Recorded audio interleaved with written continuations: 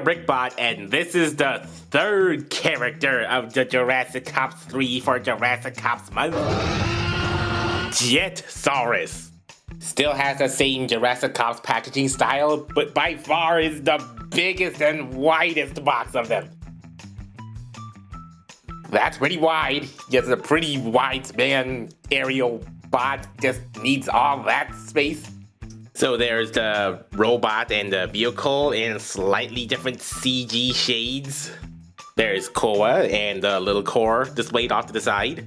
Purple lightning, as it shows all the same stock illustrations. And the checkpoint into this combo mode. It was released right in time for the exact release month. Made by Top Shine Design Co. Limited. Some side toy features. The core with the LED feature, which I totally forgot Firesource had in my last review. Extra part. And of course the face change you make in all the contents.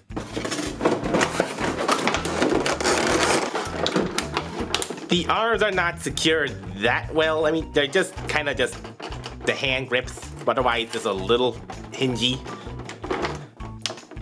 Oh, and it looks like these are the extra pieces for the perfect Jourdakin combine mode. There's the mask face. And it didn't say anything about having this extra crotch piece. You forgot something, advertising. Anyway, that's the main figure.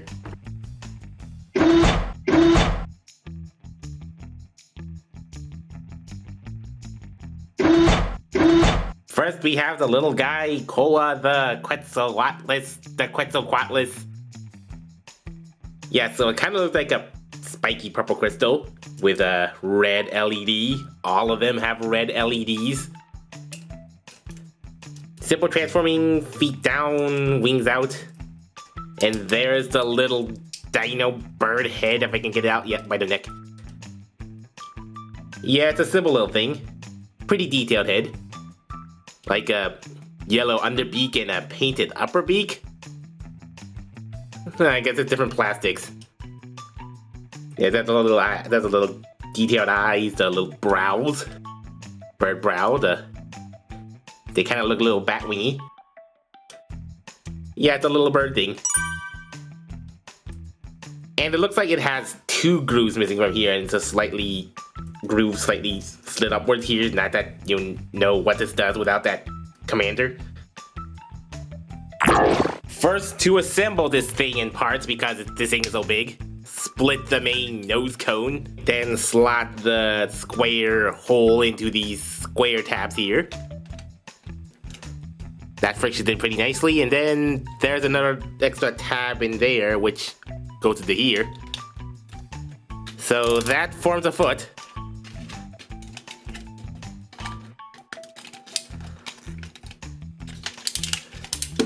Forgot the heels. Reattach the wings by spring-loaded nubs into the little holes here. There is a little cutout opening exactly from here, so you have to do it exactly from here. For core integration, just slide it onto the back here. Yeah, just this side up. That frictions in, but again, doesn't really lock in. It's just held there by screw friction, so mileage may vary. So yeah, gonna really slide it in there. And don't overshoot it, or just slide it down from the thread right down. Yeah, okay, like that. So he's powered by the core jutting out from his back. That's fine, I guess. Oh, but there's other storage parts. This little blue crown-like thing, there's a hole here. Just plug it right there. Exactly by that one hole, but it fits. And this little square on his rump. There's a square hole here, so just put that on and there.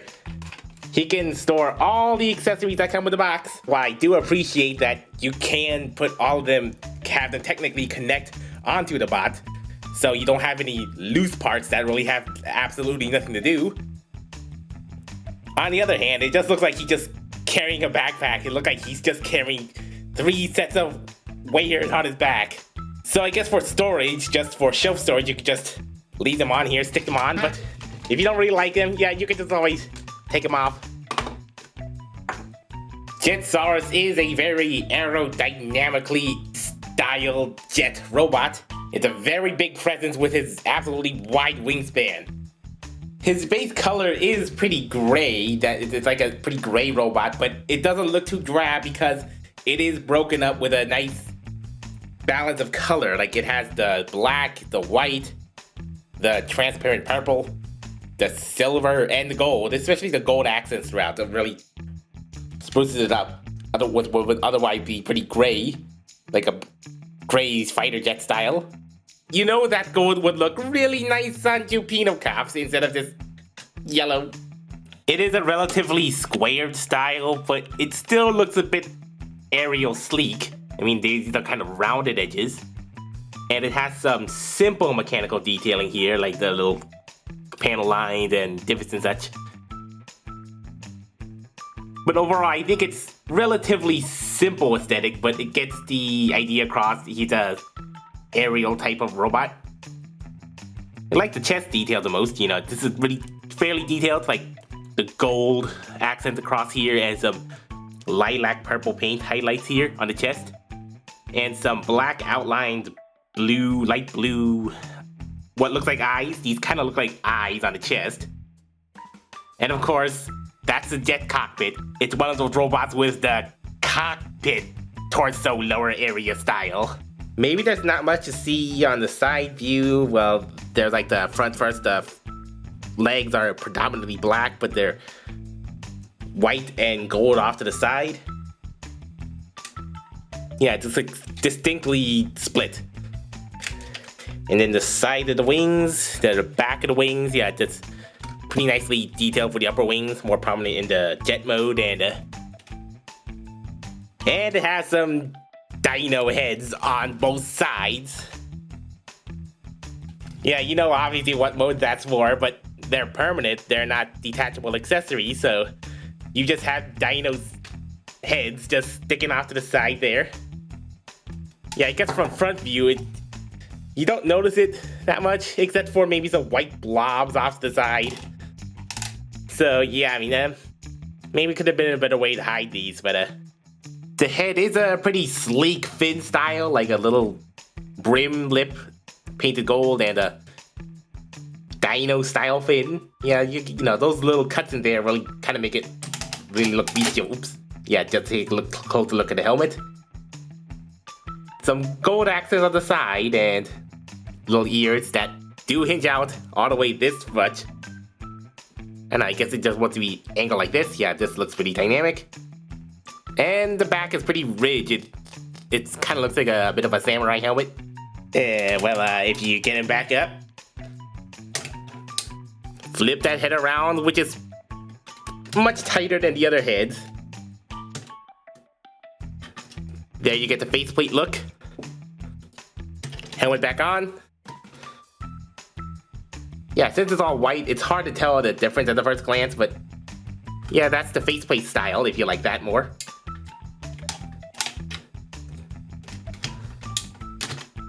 Turn it around, and there is a significant silver paint flash on the silver there. Eeks. Yeah, at least the helmet covered it up, but yeah, that's unfortunate. Though we got a separate visor for Firesaurus, and I'm kind of disappointed that this is not a separate piece that's in the helmet. Yeah, it's just the visor painted on, and thus you don't get an actual view of his actual eyes. The black helmet does kind of blend in too much with the body though, so I don't know if this would have looked better if this was a silver head with black accents. Or the surrounding area would have been a brighter color. Articulation! Head is on a full tight swivel. Yeah, I guess grabbing it by the fin helps it get a leverage on it. Shoulders are non-ratcheted. They have a slight stop at 90 degrees, but it can go all the way if these wings weren't in the way. No ratchet outward that much. elbow in at a pretty obtuse angle and bicep swivel. But it doesn't have a wrist, so it's one of those inward curling arms again. And that is a significant amount of flashing from the mold. Ooh, that's a big quality control slip. Yeah, see how springy that arm is? And wrists go 90-degree for transformation, I guess. And I guess his arm blades also articulate. They hinge that much, and they go all the way around. So you can flip them out for arm-mounted blades. He doesn't have any weapon accessories, so I guess these are his main weapons. Wing articulation is basically 2 points, like the hinge is right in the middle of his waist. And the second joint is if you take off that square nub the wing again, then you can just tap it back into here to get the wing out of the way more. So that's the wing articulation. Legs go forward that much, and there's a stopper in the back, so you can't really go back that much unless you slightly transform the torso. Those are distressingly soft leg ratchets and only have 2 clicks. What kind of ratchet construction is in the hips? They don't seem very sturdy for holding something this heavy, this top heavy, wing heavy. Outward hips have slightly clickier ratchets, but not big resonant enough so that this thing could hold it if you look at it funny. No, if you touch it funny, it's yeah, I mean, it kind of can get easily loosened out of place. Full thigh swivel at least, and ratchet and knee bend that goes a little more than 90, so that's good. Articulated kneecaps, and ankle tilt. Ankle tilt that's right on the front of the feet, so that doesn't look quite good. And also not that very functional, not that very practical to have these ankle tilts with this kind of wing thing. Oh, and only this side of the foot loves popping off. This one I got pretty on securely, but this one just with a little friction just keeps popping off. So Jetsaurus has all the standard points of articulation. You can get it standing, but if you touch it wrong, it's gonna flop. Transformation into jet mode. It actually does require parts forming. But what kind of parts forming? Parts forming so that the arms, after they slide in, they have to go right here. But there's no way to get it over here without removing the wing and then reattaching the wing. I mean, I guess I wouldn't understand parts forming, it was just moving to another place, but you're just taking it off just to put this back in and then just putting it on again. That's not very intuitive. No clearance for other ways, just to have parts forming as an optional thing in case if you just don't want to deal with the hassle, then a necessary thing. Like optional parts forming of taking off the legs.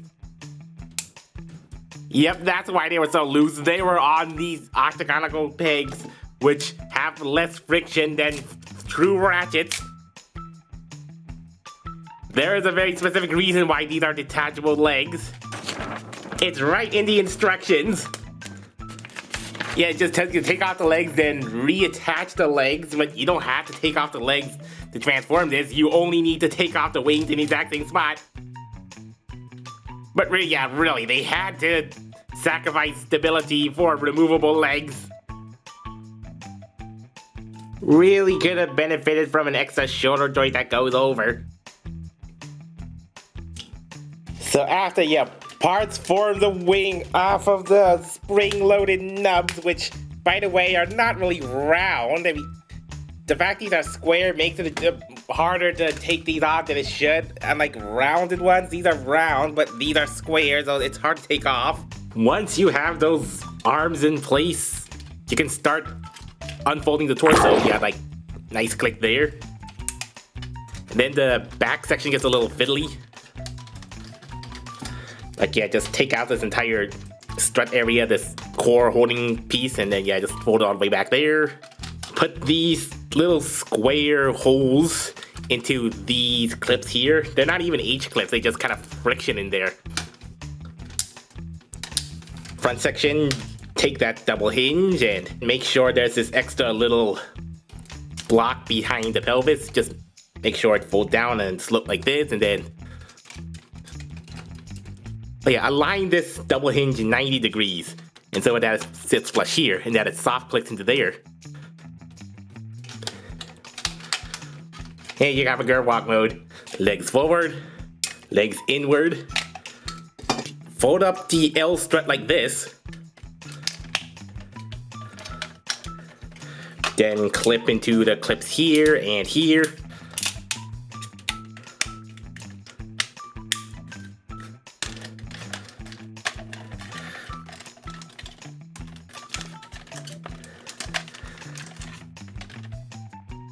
Now I have to reattach this.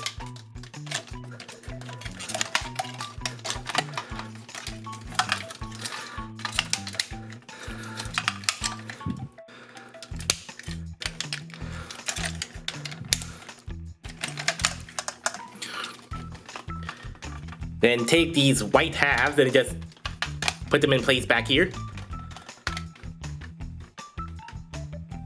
For the core integration, you can just slot it in the same slot as the robot mode.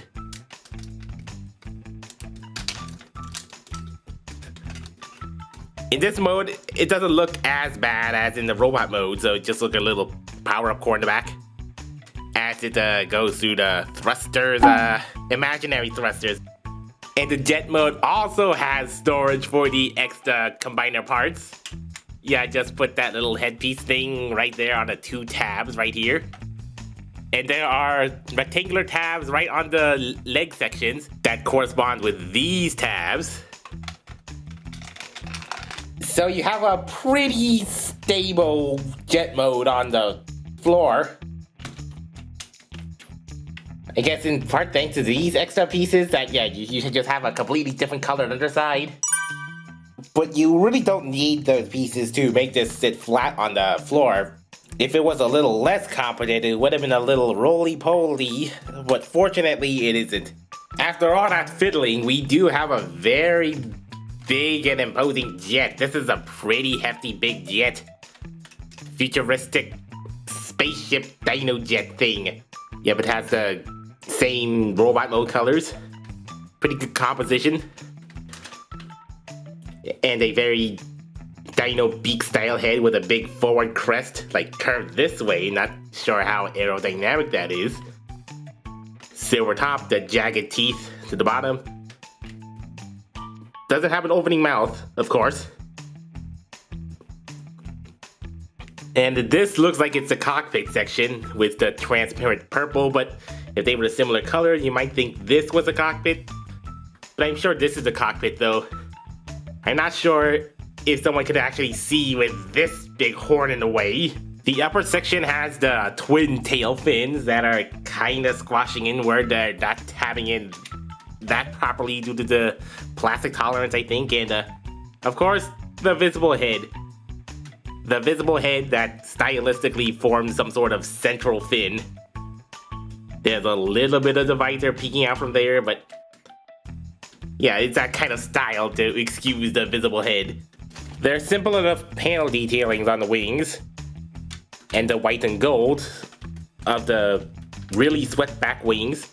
Even though it's pretty big, it still somewhat compacts the wingspan, I guess. And gray painted bits. And some gold paint here that kind of look like talons, talon claws. But why the gray paint? I don't see any other gray paint around here. So for a jet transformer, it does clean up pretty well, as in it has no underside kibble junk because the legs form most of the fuselage. That's pretty good. Yeah, I guess the most kibbly stuff are these things off to the side that have the dino heads here.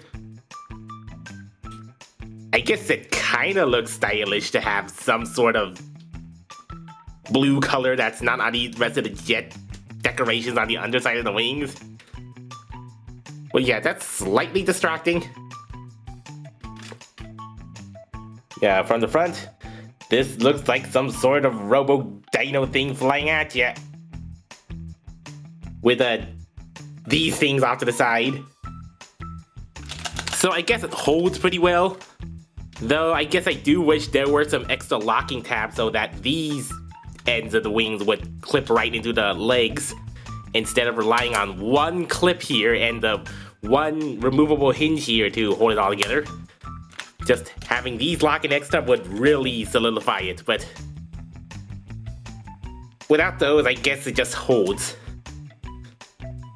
This is just for one mode, but there are some translucent pieces under here with some hydraulics and stuff. Like, yeah, so you could split this out halfway for an extra wing lift mode or attack mode, or go all the way out and this is extra wing dip mode. Yeah, you could just adjust it however you like for extra wing ability. Back to robot mode as it blasts off from the National Assembly building with an iconic green dome that looks big enough to open up and launch a giant robot. Especially a Type 1B.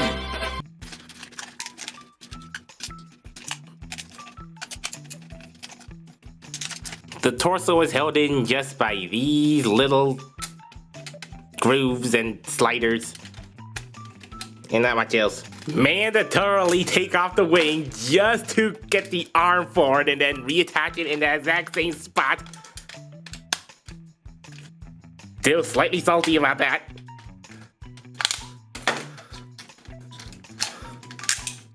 If you pull this off too many times, this may come off, but it can reattach. But this is a pretty clever resourcefulness.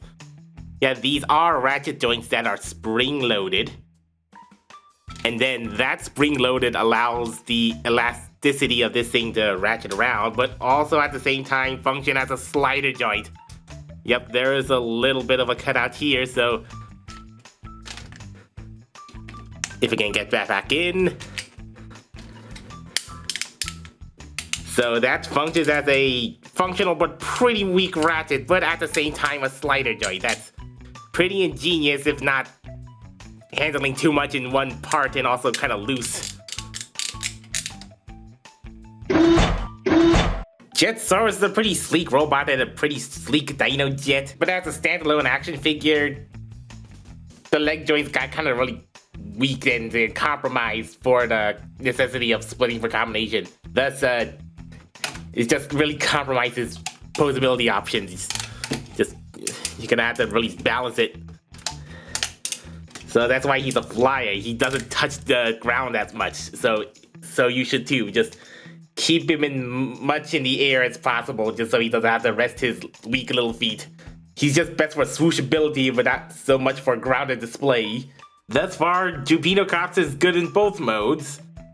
Firesaurus is the best in robot mode, and Jetsaurus is the best in jet mode, because that's the most stable. Yeah, because the robot mode is just gonna be a little fiddly. Just fiddly, back-heavy thing. So because it's a jet robo, it's not might be as interesting as just a style of a typical jet robo. So unless you're going for the full set, it's dying off. So unless you're going for the complete set or you really like this very unique style of Dino Jet, this all by itself is it's better as a big jet than a robot, and that's kind of a dino downer. Almost there.